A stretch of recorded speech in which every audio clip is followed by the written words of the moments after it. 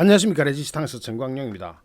오늘은 블룸버그하고 로이터 통신 그리고 기타 외신을 가지고 분석을 들어가겠습니다. 브라질 룰라 대통령이 12년 만에 재집권에 성공했습니다. 남미 최대 국가인 브라질 대선에서 룰라 전 대통령이 당선된 겁니다. 현지 시간 30일 치러진 결선 투표에서 룰라 전 대통령은 59%를 득표해가지고 49.1%를 득표한 보우소나로 현 대통령을 1.3% 차이로 승리를 확정지었습니다. 이로써 룰라 전 대통령은 12년 만에 재집권에 성공합니다. 그런데 룰라 대통령이 당선되자마자 바이든 미국 대통령이 브라질의 룰라 대통령이 당선을 축하했다 하는 것이 블룸버그 통신의 헤드입니다. 그런데 기사 첫 번째가 어떻게 시작되느냐면 블룸버그 기사가 조 바이든 대통령은 선거 결과가 발표되자마자 룰라가 자유롭고 공정하고 신뢰할 수 있는 선거를 거쳐서 차기 대통령에 당선된 것을 축하한다 이렇게 밝혔습니다. 즉 지금 현재 브라질 대선을 두고 보우손으로 현 대통령의 반발이 예상되기 때문에 이 선거에 대해서 미국 정부가 컨펌을 해주는 겁니다. 보우소나로 대통령 측이 부정선거나 선거 불복을 외치면서 이건 선거 시작되기 전부터 그랬습니다. 2020년 미국 대선 직후 혼란성이 브라질에서 재현되는 것 아니냐, 그 가능성을 차단하려는 의도로 보입니다.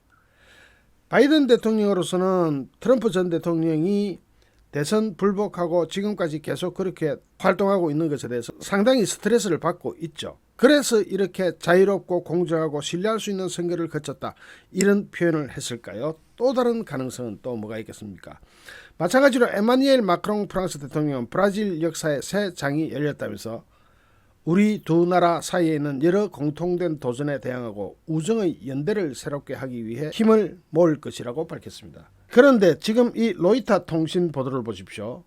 낙선한 브라질의 현직 대통령 보우소나로는 화요일까지 룰라 선거 승리에 대해서 승복을 하지 않고 침묵을 지키고 있다. 이것이 로이터 통신의 보도입니다. 지금 이제 브라질에서는 이 갈등, 즉 이틀이 되도록 대선 패배를 인정하지 않고 있는 상황에서 브라질은 남미에서 영토가 가장 넓습니다. 그 드넓은 영토로 시간대가 4개나 걸칩니다. 그리고 투표자만 1억 명이 넘습니다. 그러나 전자투표 시스템 때문에 투표 종료 4시간 만인 30일 밤 9시에 보우소나로 대통령이 5,820만 표로 룰라 전 대통령에게 210만 표 차로 패배를 당한 개표 결과가 발표됩니다.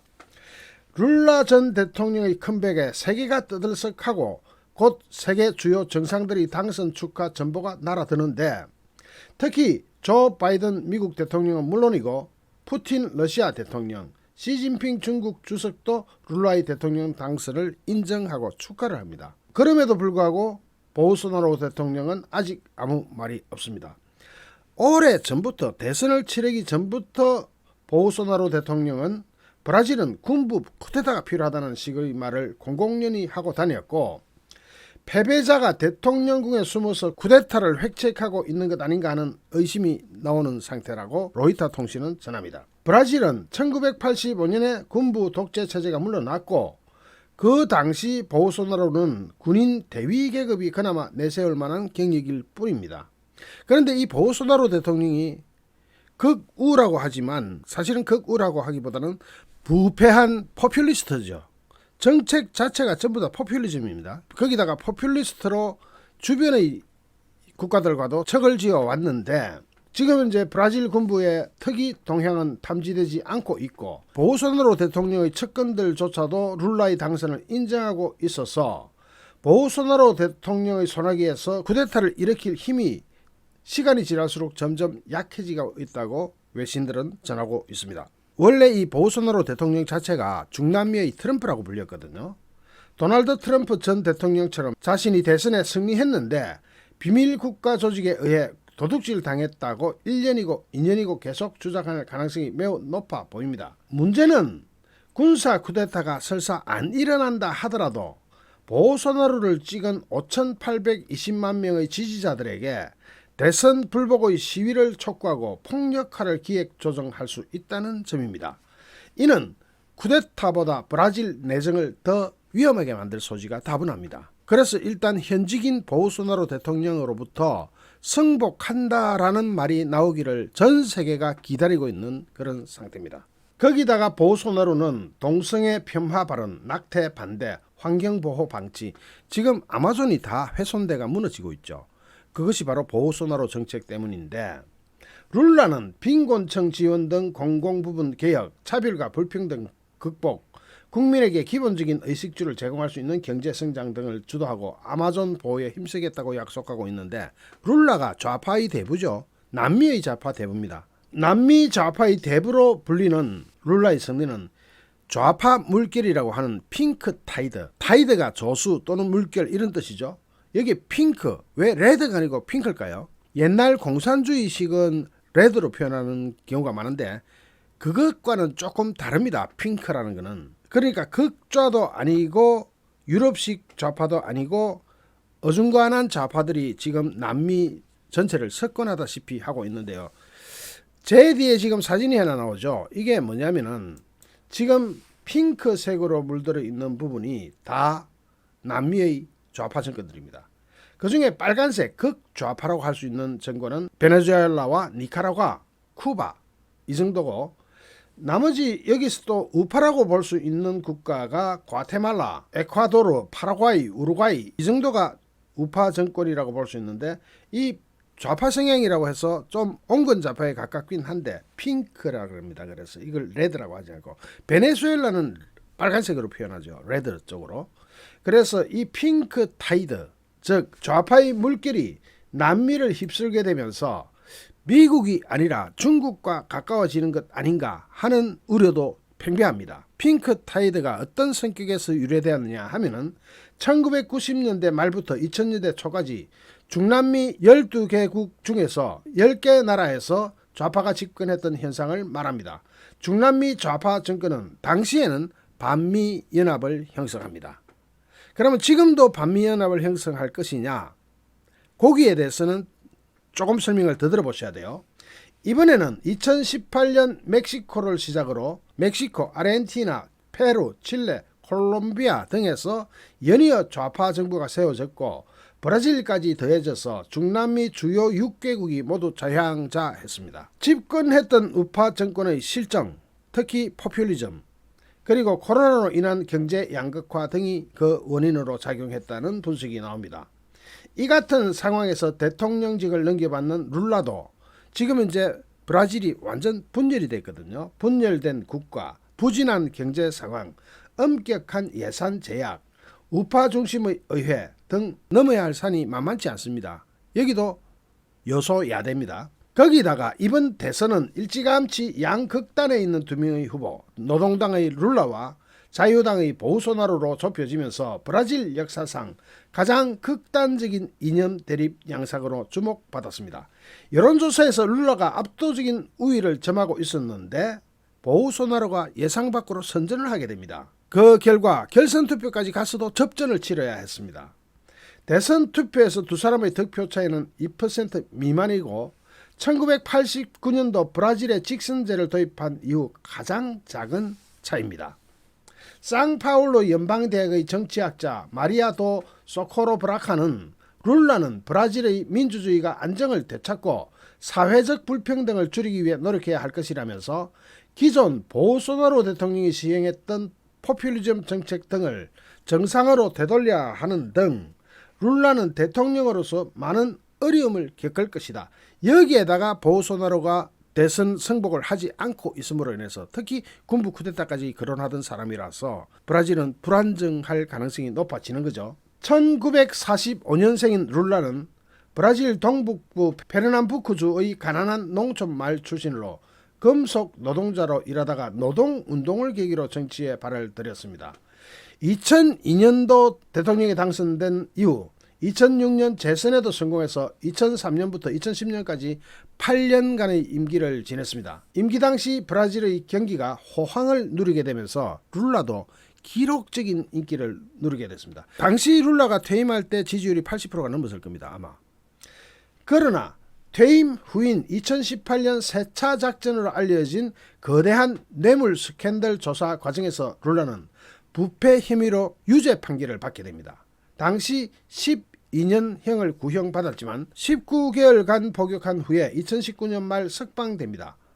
2021년 브라질 대법원이 룰라의 부패 혐의와 관련해서 하급심의 유죄 판결을 파기하면서 재선에 도전할 길이 열리게 됩니다. 뉴욕타임즈는 이를 두고 대통령직에서 교도소에 이르기까지 룰라는 이번 대선 승리로 한때 상상할 수 없었던 놀라운 정치적 부활을 이뤘다, 이렇게 평가하고 있습니다. 브라질은 국토 면적에서 볼 때 세계 5위 국가입니다. 인구는 세계 7위 국가고 경제 규모는 세계 12위 대국입니다. 이런 거대한 브라질이 미국과 중국의 대립이 격화되는 이 시점에 또 다른 계기를 만들어낼 수 있습니다. 중국과 브라질의 관계는 룰라 정부 시절이었던 2008년 세계 금융위기 회복에 신흥국가의 역할이 강조되던 상황에서 브릭스를 매개로 급속히 접근하게 됩니다. 당시 브라질과 중국이 그렇게 접근하게 된 겁니다.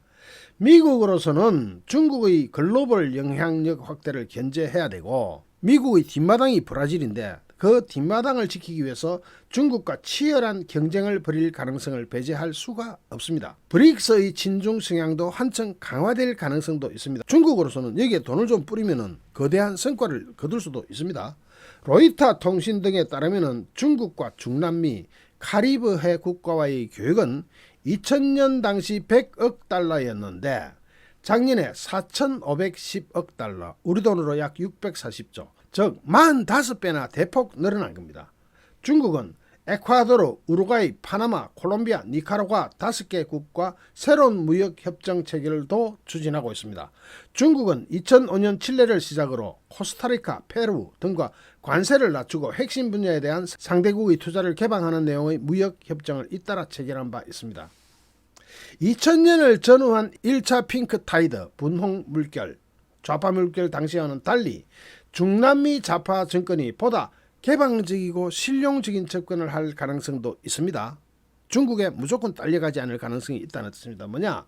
인플레이션이나 금리 인상 등 세계적인 경제 위기를 헤쳐가려면 중국이 아니라 서구 사회, 미국과 유럽 이쪽과의 협력이 필수적이기 때문입니다. 안 따라갈 수가 없어요. 그러면 중국과 미국, 유럽 이 틈바구니 속에서 브라질과 핑크 타이드 국가들은 선택을 해야 되는 딜레마에 빠지지만 현재 국제 경제가 이렇게 어려워지고 있는 상황에서 과연 중국이 거기다가 무제한 돈을 쏟아볼 수도 없을 것이고 돈만으로 안 되는 게 인플레이션이나 금리 인상 이런 게 돈만으로 됩니까?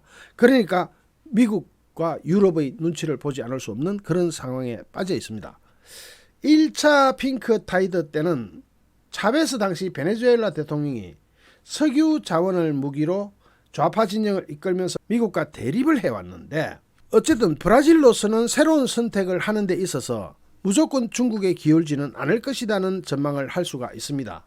미국 등 서방은 지구의 허파라고 불리는 아마존 열대 우림의 파괴를 중단할 것이라는 측면에서는 룰라 정권의 탄생을 환영하는 모습입니다. 이런 상황에서 바이든 미국 대통령은 쿠데타나 이런 상황을 잠재울 필요가 있습니다. 왜냐? 아마존을 보호하는 것은 전 세계 관심사잖아요. 보소나로 대통령 같은 경우는 완전히 환경파괴, 거기다가 목장을 마음대로 짓게 해가지고 아마존 숲이 황폐화되어 가고 있는 현상을 비롯해서 지나친 극우 포퓰리즘으로 인해서 미국이 오히려 거기서 이미지에 엄청난 손상을 받을 수가 있습니다. 그래서 바이든 대통령은 룰라가 자유롭고 공정하고 신뢰할 수 있는 free, fair and credible elections 그런 선거를 거쳐 당선한 것을 축하한다라고 밝혔습니다. 이 메시지가 나온 것은 룰라 대통령이 당선되자마자 바로 났습니다. 미국의 관심사. 자, 이렇게 되면서 중국과 러시아, 미국의 그리고 유럽의 이익과 브라질의 이익 그리고 남미의 핑크 타이드의 이익들이 어떻게 일치할 수 있느냐의 공통 분모를 찾아내는 것, 이것이 남미 브라질과 미국에 주어진 숙제가 될 것입니다. 잠시 후 또 다른 주제로 여러분을 찾아뵙겠습니다. 시청해 주신 여러분께 진심으로 감사드립니다. 여러분 고맙습니다.